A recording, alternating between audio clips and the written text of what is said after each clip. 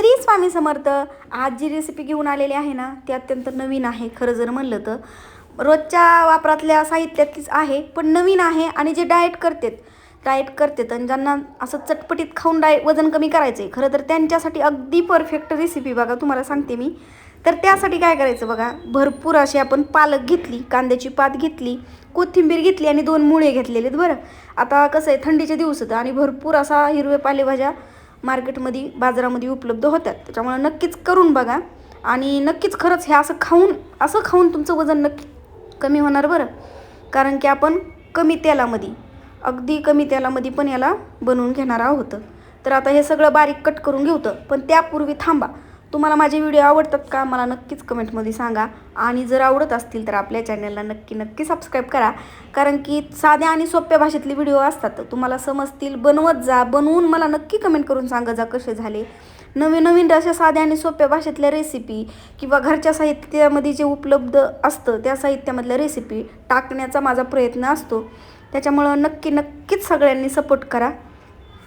तर बघा, कांद्याची पात कट करून घेतली, कोथिंबीर पण घेतली. आता पालक पण बारीक कट करून घ्यायची. बरं, मोठी राहिली तरी डबल एका वेग ठेवून बारीक कट करून घ्यायची. आता कांद्याची पात जर उपलब्ध नसेल तर बारीक कांदा कट करून घेतला तरी चालतो, पण कांदाची पात जर असेल तर नक्कीच घ्या, नसेल तर कांदा घ्या. कसं आहे, हे नाही ते नाही मग त्याच्यामुळं आपली रेसिपी राहीन असं नसतं. माझं काहीतरी त्याच्यामध्ये वेगळा काहीतरी ऑप्शन देत असते. तर आता हे सगळं बघा बारीक कट करून घेतलेलं आहे आपण. तर आता काय करू, मुळा घेऊ. आता मुळा स्वच्छ धुवून घेतलेला आहे आपण. तर हे बघा असे त्याचे ना आपल्याला काप करून घ्यायचे. तर आपण बटाट्याचे चिप्स बनवतो ना तसेच मुळ्याचे असे काप बनवून घ्यायचे, एकसारखे असे पातळ काप बनवून घ्यायचे. तर आणि खरं तर ह्याला मी नाव दिलेलं नाही रेसिपीला. ह्या तुम्ही नक्कीच मला नाव सुचवा कमेंटमध्ये. नवीनच रेसिपी अशी बनवलेली आहे मी मुळा पालकापासून. तर बघा हे असे बारीक काप करून घ्यायचे. नंतर काय केलं बघा, हिरवी मिरची, मीठ, लसूण याला कुटून घेतलं आपण.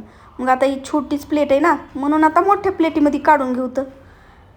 तर आता हे सगळं कट केलेल्या भाज्या आपण मोठ्या प्लेटीत जरा काढून घेतल्या ताटामध्ये. मग नंतर याच्यावर काय आपण जी मीठ, मिरची, लसूण कुटून घेतलं आहे ते टाकून घ्यायचं.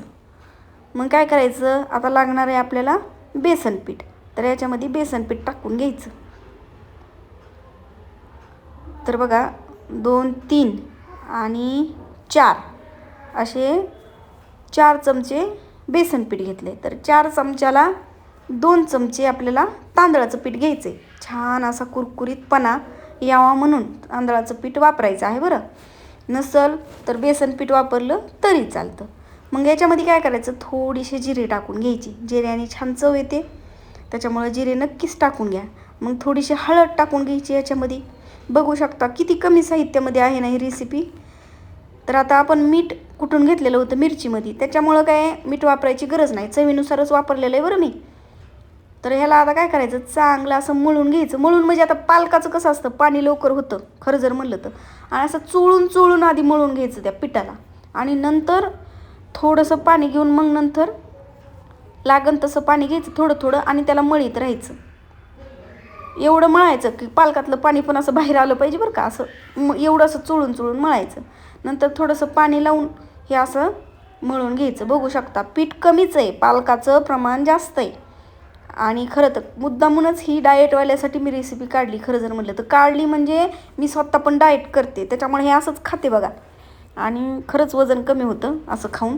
पण एक्सरसाइज लागतेच, पण तेच खाण्यामध्ये कसं डाएट म्हणलं की लोकाला ते बेचव खाणं नको वाटतं. मग असं जर चटपटीत घेतलं तर नक्कीच कुणी बी मला वाटतं डाएट करू शकतं आणि वजन कमी करू शकतं. म्हणून छोटासा प्रयत्न आपला. मग बघा आता थोडंसं तेल आपण तव्याला लावून घेतलं आहे. मग आता काय करायचं, मुळा घ्यायचा, मुळा मध्ये घालायचा आहे. ह्या पालकाच्या पिठा या पालकामध्ये घालून घ्यायचं आहे. बरं, आणि हे असे छोटे कटलेट असतात ना, व्हेज कबाब किंवा ते छोटे कटलेट काय म्हणा व्हेज कबाब, हो ते कबाबसारखं छोटं टाकून घ्यायच्या वड्या ह्याच्या. तर मुळामध्ये घातलेला आहे, पूर्ण वाफाळला जातो मस्त. एवढी छान टेस्ट येते मुळा आणि पालकाची ह्या दोन्हीची मिळून. खरं तर मला मुळा खूप आवडतो बरं का.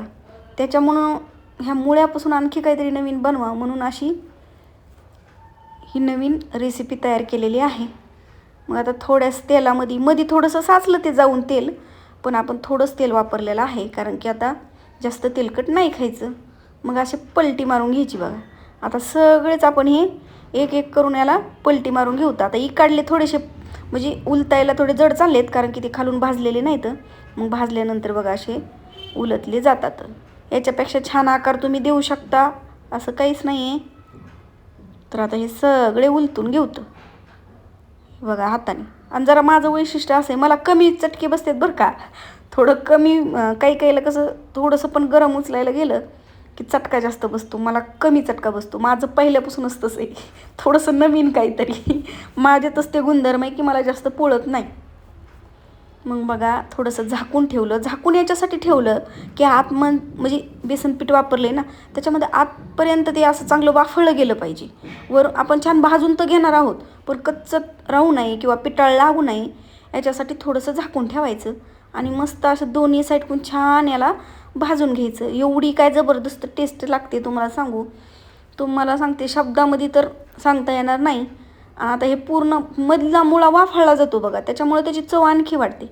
तर बघा मस्त असे आपण भाजून घेतले. तर तुम्हाला म्हणते मी तर पालक आणि मुळ्याचे कटलेट असंच म्हणू शकता बरं. तुम्हाला जे आवडेल ते नाव नक्कीच देऊ शकता आणि मला पण कमेंटमध्ये सांगा. तर आता पहिले काढून घेतले. दुसऱ्या वेळेस बघा मी तेल टाकलेलं नाही बरं, तेवढ्याच कारण की आपला तवा चोपडा झाला आहे, तेवढ्याच ह्याच्यामध्ये दुसरे पण आपण टाकून घेणार आहोत. दुसरे याच्यासाठी दाखवले की कसं एकच दाखवायला बरं वाटत नाही, म्हणून दुसरे पण दाखवले बघा. तर मस्त असे बघा हे भाजून घेतलेले आहेत. मुळे आपले